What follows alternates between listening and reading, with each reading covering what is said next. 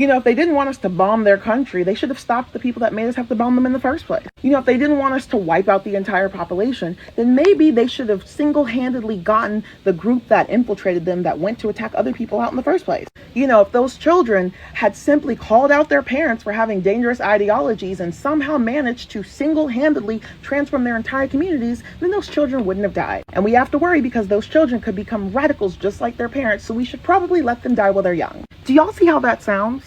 Because I'm not talking about what you think I'm talking about. I'm talking about leftist liberals, anybody's on the left's relationship with how they talk about people in the South. I'm talking about the way that some of you all talk about people in rural areas.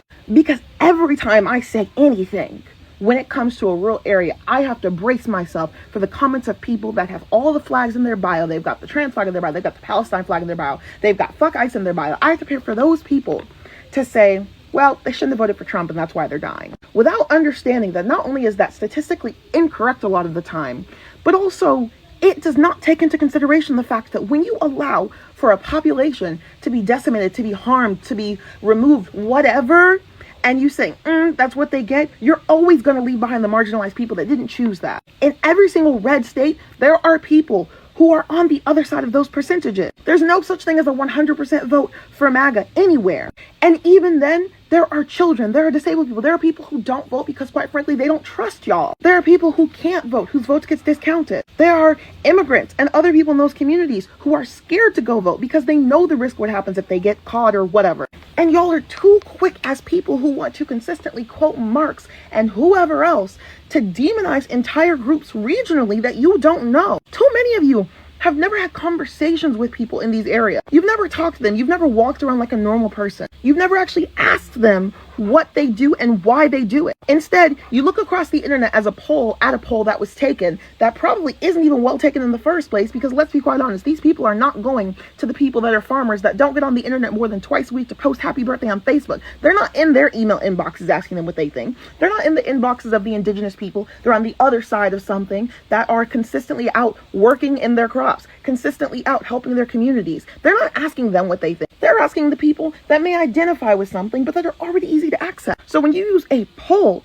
to justify harms against mass amount of people, you sound exactly like the people that you claim to be against. You sound exactly like the people that think it's okay to bomb little children in other countries right now. You sound like people that think that it's okay that there are people that are just going to be collateral damage because you think too highly of yourself. You think that you are incapable of being wrong. You think that because you've gotten this far and that you believe in the liberation of the XY group that you can't have any bigotry. But there are a lot of you that are bigots. You just don't call yourself that. And until we address this, until people on the left are able to sit down and recognize the fact that they can be wrong, that you can still be uneducated, that people matter, that even people that are centered and slightly to the right do indeed have to be reached and educated, until you can sit with these things, we're not getting anywhere. Because right now, if we don't change something, if we stay at the percentages of that, if we don't convert anybody, and this is not me saying that we have to go out and convert diehard MAGA supporters. That's not what I'm saying. Please don't take it out of context. But if we don't convert some of these people that are stuck in the middle, that are confused, if we don't stop mistreating people because they said the wrong word, because they don't understand the concept, we are never going to beat this. We're going to stay exactly where we are. And if many of you had already listened to Black folks, to indigenous folks, to these people that have been trying to tell you forever, we wouldn't be here in the first place. So get off your high horse, take the stick out of your ass, go read some more books, and ask questions of people before you make assumptions on the internet, because I'm tired of y'all.